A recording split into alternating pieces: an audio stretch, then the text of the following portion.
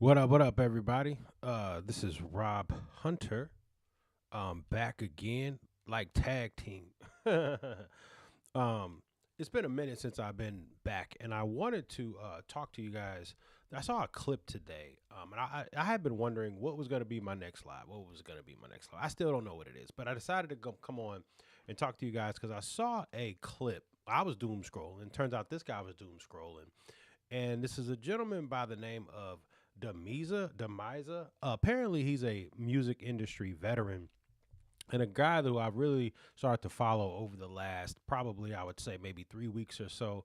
Really has some really interesting takes. I respect a lot of what he has to say because some of his experience has been my experience.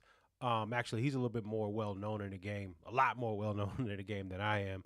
But my experience in the music business has been very similar. Some parts have been very similar to his, and so that's what made me start to check his page out on IG.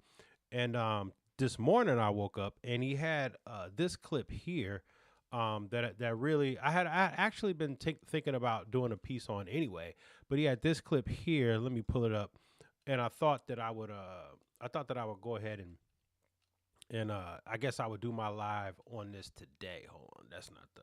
This is the clip, but I wanted to pull it up. Let's see what we got. So check this out.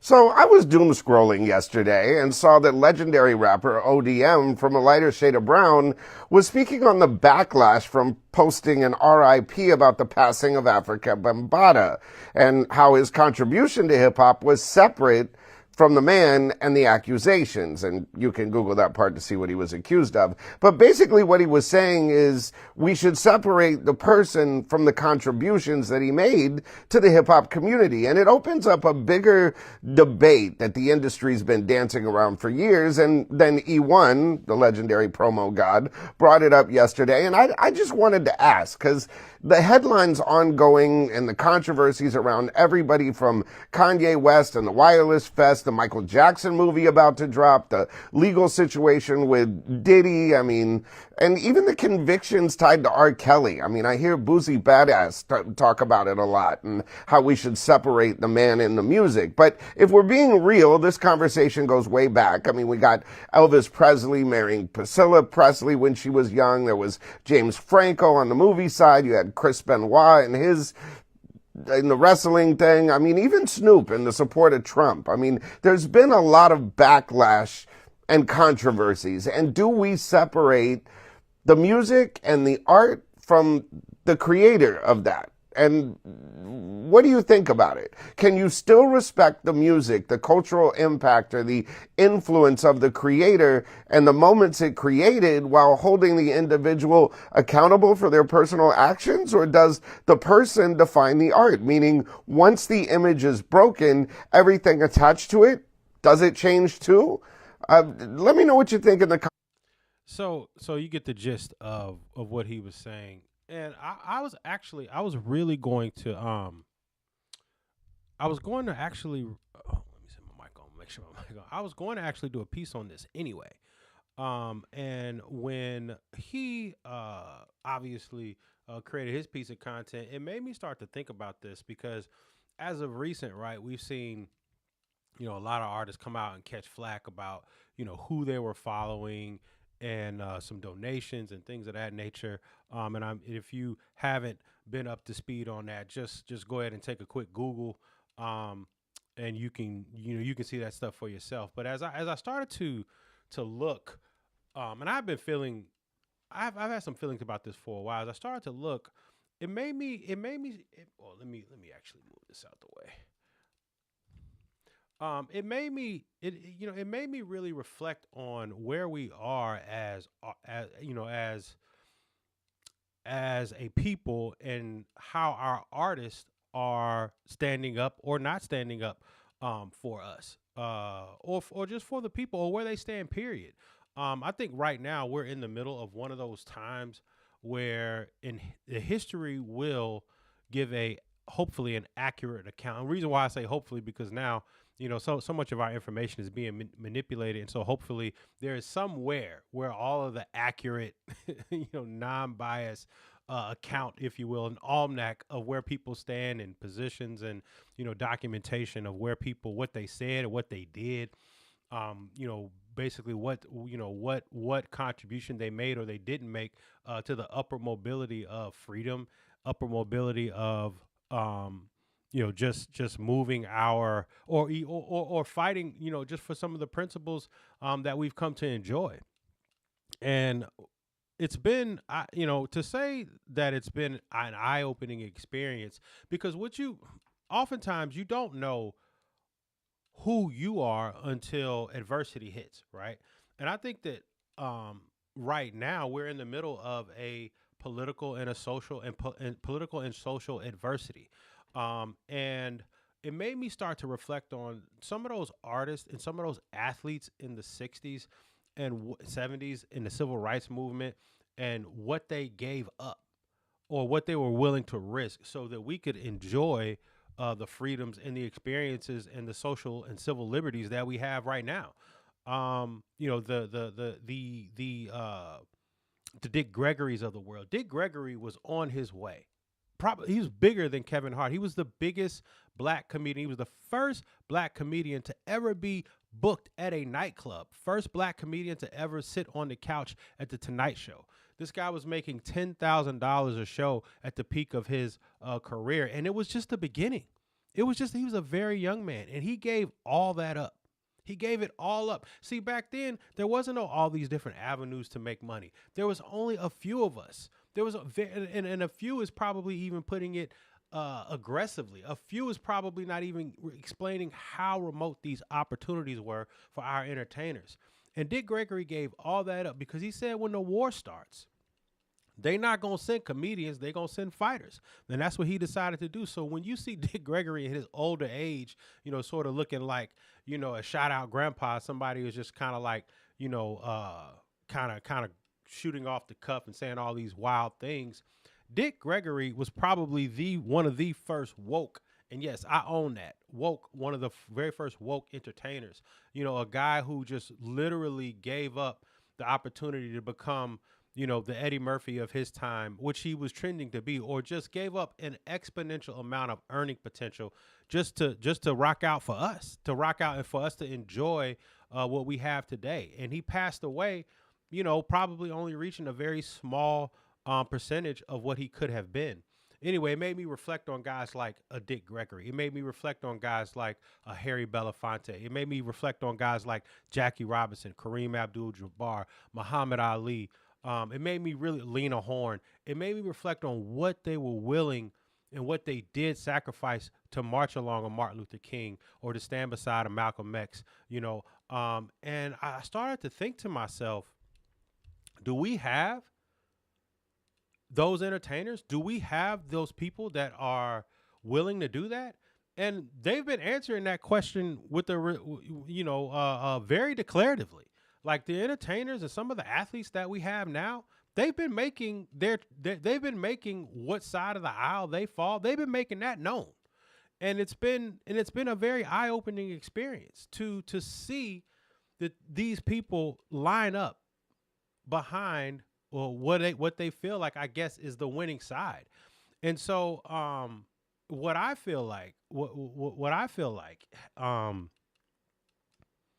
is I feel like we as a collective, not just the entertainers, but as a collective, I feel like we are the spoiled kids of our we're like spoiled rich kids because of what our parents gave up, and basically those our political soldiers, those people who decided to jump in and put their lives at risk and put their brand at risk and put their earning potential at risk for us to enjoy the civil liberties that we have today. I feel like we are the rich kids, if you will, of that. Like we're not rich per se in monetary, but to be able to go where we want, for us to be able to monetize how we monetize and live in the neighborhoods that we can live in if we can afford it, to drive the cars that we want to drive, and to basically eat where we want to live and travel how we want to travel. I think that a lot of us have forgotten the sacrifices that a lot of those entertainers made. And the reason why I'm speaking on entertainers is because that's what type of podcast, and that's what type of, I guess it's a podcast. That's what type of channel I have. But some, so I don't want to make, I want to make sure I'm drawing a clear distinction. I'm not devaluing, those, that the nameless soldiers, if you will, that sacrifice to get us where we are. But I'm speaking strictly about just the entertainment sector and the influence and the platform that they're using or not using to push, to push diversity, to push inclusion, and to push equity. I flipped that around purposely.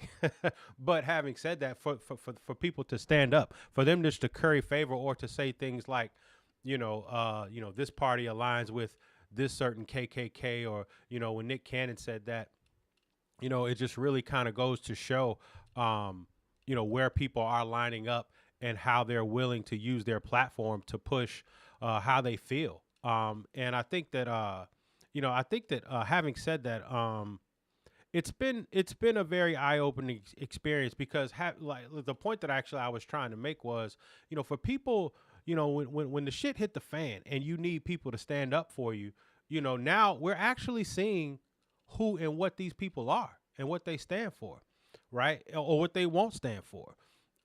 So they can never say, like, so whatever's in their music, whatever they espouse, we know if they're really about that. And I think a lot of these artists, and I think a lot of these artists, and a lot of the art they create is just strictly performative. It's not what they live at all. When it come time to actually lay it on the line, you got some of these artists going, I don't get all into politics. I don't do all that.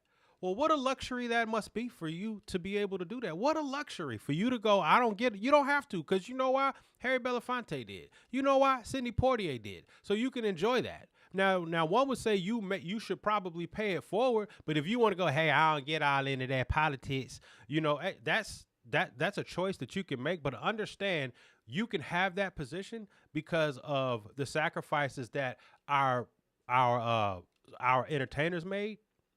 And our athletes made. Well, I guess they will fall in an entertainer as well, but the sacrifices they made, so you can make that kind of money. So you can stay behind your gate and go, I don't get into all of that. I mean, we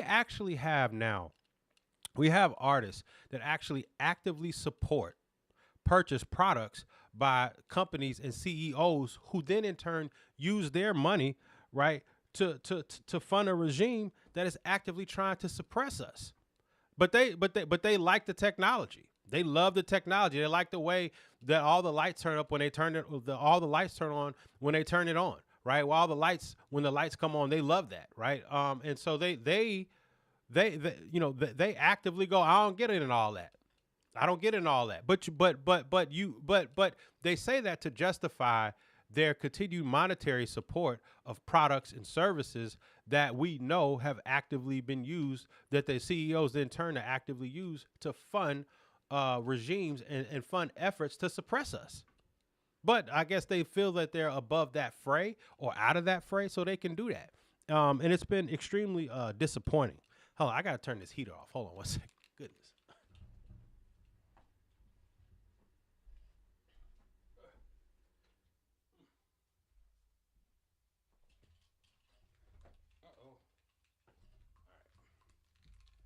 All right, I'm back. It's getting hot in here. And then you have artists like, some artists who aren't even necessarily in the fray, right? So when Bad Bunny got up there and said "Ice Out," Bad Bunny got up there and said what he said. It was interesting, for him to do that in L.A. when L.A.'s very own artists who actually won, when some of those artists who were from that area got up there and said nothing. They got up there and didn't say a damn word. And you got a guy in Bad Bunny coming out, winning an award, and using that opportunity to speak truth to power. Whereas, again, other artists who had won that night from LA, who had their own city directly affected, right?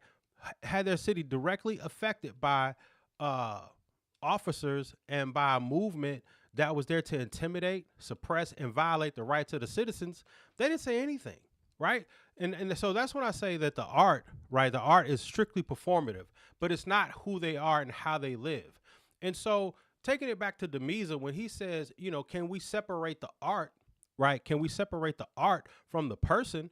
I guess it just depends on what you're willing to stand on, right? And for me, if a person tries to, if they wear the cloak of fist in the air, or if they wear the cloak of, you know, uh, for the people, or holier than thou, or they wear the cloak, if they're projecting an image of righteousness in any kind of way, and then when it comes time for them to actually be that way away from their art, and they don't do it, and they repeatedly step away or are noticeably silent, then I have a problem with that. Now and to what degree do I have a problem? I don't support the art anymore, even if I may like it. So if you take a person like, let's say, like R. Kelly, right? R. Kelly never uh, promoted or said to be anything else but a singer. And so, have I played some R. Kelly music? Well, I mean, look, Your Body's Calling. I was in the ninth grade when that came out. And so it takes me back to what I was doing in the ninth grade, right? Which was like, it was very nostalgic for me. And I understand that, hey, if other people don't want to play that record, that's cool. You don't want to support um, R. Kelly. I don't look at it that way, but I can understand how someone could say, yes, you are, because when I play it, it does go directly back into his coffers. The question just becomes, what is he doing with that money? And so, but when you out here and you buy a certain product that that directly support initiatives that go to suppress us, upward mobility, and fund a fight, if you will, that is against our well-being. I think that's the problem for me anyway. And so that like I just don't think there are enough Godfreys. Right, I don't think there are enough Bad Bunnies. I don't think there are enough DL Hugleys. I don't think that there are enough guys out there that it seems to be. It feels right. Jamel Hill, right? I love her. It doesn't feel. It feels like some of our biggest guys have actually, they started out one way and they flipped to another. They flipped to the other side. And I think that um I think for me, if you come out and say, hey, I'm for the people. I'm for diversity. I'm for equity. I'm for inclusion. But then when it comes time for you to actually stand on that, and you don't, and you tuck tail and you run, or you tuck tail and you rock with the other side, yeah, I have a problem with that. So, you know, when he asked, can we separate the art? I could separate the art to the degree on what the art actually is. If the art is not projecting a cloak of fist in the air, Marcus Garvey with a microphone, if the art is just the art and you just happen to be a flawed person, I think that in the end, maybe I have an easier time separating that. But when your art is selling a image of for the people, by the people, and then when it comes time to actually do it, you just be quiet. Yeah, I don't rock with that. I don't rock with that at all. Um, and so and these artists, they may come to your mind. Some of these artists. I mean, I'm intentionally leaving out names. I don't know why I'm doing that, but I'm intentionally leaving out names for you guys. You guys can draw your own conclusions. But I do believe that history will reflect on where you stood, who you was with, what statements you made, what statements you didn't make, who you decided to go perform for, what places you went to go perform. Who did you literally danced. You literally danced for the opposition. Because you felt like you were safe, but leaving the rest of us all out to dry, sacrificing the rest of us. Does Snoop Dogg come to mind? Yeah. Yeah, he does. He does come to mind. Snoop does come to mind. It's probably the biggest disappointment of them all. Probably the biggest disappointment. I will name one. The biggest disappointment of them all has been Snoop. I think that the way that he has started out one way and then completely flipped and done a 180 has been an absolute abomination of but look though, you know, uh I'm not gonna say that, but look, I'll say that it's a very familiar pattern of guys who have sort of come from that elk, who from come from that that type of situation where they just be quiet, like over there. Like I don't know what it is about those fellas over there, but they don't really. Hey, when the smoke hit, when it come time to stand up, when it come to time to actually stand on business, they just stand for their business. They don't actually stand on business. And I think that and you can't argue with that. I don't think they can argue with that. We're looking at the track record. The track record is very clear right now. And I think that when you are in oftentimes you don't even understand when you are in a moment of, oh, we're in a time where I actually have to be greater than what or push myself or put myself on the line in spaces where I didn't necessarily think that was that time would come to pass. Well, now we're in that space. We're in that time. Where are you? Who are you? Well, we're finding out. We're finding out. And I pray to God that that with all this technology and all of the winner gets the right normally the way that history went down. That's why the people look at the Alamo the way that they do. If y'all actually look at the history of the Alamo, you won't want to or you may I won't say you won't want to forget the Alamo, but your memory of it won't be as fond because the Alamo wasn't about what we all think it was about, right? But you get the winner of the war gets to write the narrative on how history actually played out. And so, having said all of that, I want to make sure I don't forget any points that I was actually trying to make. Let me look at my notes because I think I'm about to check out of here in a second. Um, but having said all of that, I think he asked an interesting question, right? Can we separate the art from the actions? And I generally just have not, on the whole, been able to do that. I did a Kanye stream the other day, about a week ago, maybe 2 weeks ago, and people. I've been asked personally, like, how do you defend Kanye? I'm not necessarily defending Kanye, but if you think that a person is actually sick, then I hold judgment, right? I withhold judgment. If you think that a person is healthy while making those choices or while saying those things, well, then you can say whatever you want. But what I can't do, right? Or you can have whatever type of judgment you want. You can hold them to whatever, hold their feet to the fire. But what I can't do personally is I can't say someone is mentally ill or is sick or see that and then hold them to the same level of judgment or hold them to the same level of of accountability as I can someone who I think is of sound mind and body. I can't do that. So if I think that Kanye is bipolar, if I think that something is amiss there, then I can't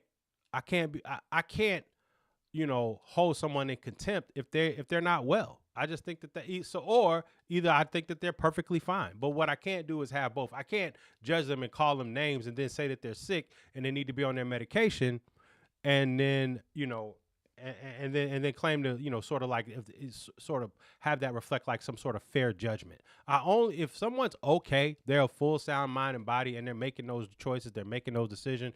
Then I can say, oh, that person might be a little evil or a lot evil or diabolical. But I don't think that about Kanye. I don't think that a person. I do think that people can change, and I think that some things happened to him, after having losing his mom tragically. I think that, he didn't process those things very well. And who would?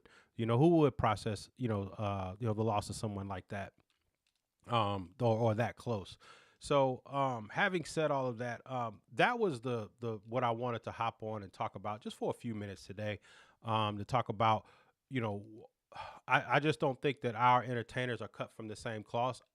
I think they're walking around, enjoying the liberties. I think they're walking around like rich kids, being able to move where they want to move, make the type of money that they want to make, not even necessarily, understanding and being able to quantify the level of sacrifice that a lot of our entertainers and a lot of our athletes gave so that they could walk around and say, I don't get in all these politics, or to decide that they want to align themselves with the suppressive regime. I think that these people are willfully obtuse. I think they've been willfully negligent, and I think it's been reckless. And when we do get past this, I think that the history will reflect and show that those choices to be, less than honorable. And for those people who have stood up, just let me just say thank you. I appreciate it, because sometimes you can feel you're alone out there, and especially as more and more of this gets more and more people, and what side they fall on and how they view things comes to light. It's been disappointing, to say the least. And I think that history will show that. Now is the time to stand on business, and I think that people are standing up just strictly for their business and not for the greater good of just humanity. It's not black people, it's not white people, it's just humanity. Period. I think that these people are. I think they soft. I think they soft, but I think that when the money falling all over your face, it's not, and more money is to come. I think that if there's money in selling out, your morals, if there's money in selling out your character, and here's another thing, just a small thing before I get out of here, if they're willing to go public with their alignment with with regimes that aren't necessarily for the greater good of people, and they're willing to go public and support that. Can you imagine how many other fucked up decisions and how many people that they have screwed over? Can you imagine how many people they've screwed over in private, right? If you think about Snoop, for instance, right? Snoop came out, did what he did. It's terrible, right? But he was on the Breakfast Club and they asked him, hey, with Warren G, I guess him and Warren aren't on the best of terms. He was going to go to work with. It had come up, the conversation, the point had come up. How come you wouldn't take Warren G with you with Dr. Dre to go to the studio to go work? And Snoop's response was, do you take anybody to go to work with you? I don't take people to work with me, which I felt was really fucking rich, because Snoop got on for Warren G taking him to work. Warren G took him to meet Dr. Dre for that exact thing that they asked him why he wouldn't do. Now all of a sudden Snoop is like, I don't take people to work with me. The very dude that they asking you about how come you didn't rock out with him and take him to Dre, that very dude is the reason the very thing they're asking you to do, to take you to that very person. You're not going to return the exact same favor because all of a sudden now you don't take people to work with you.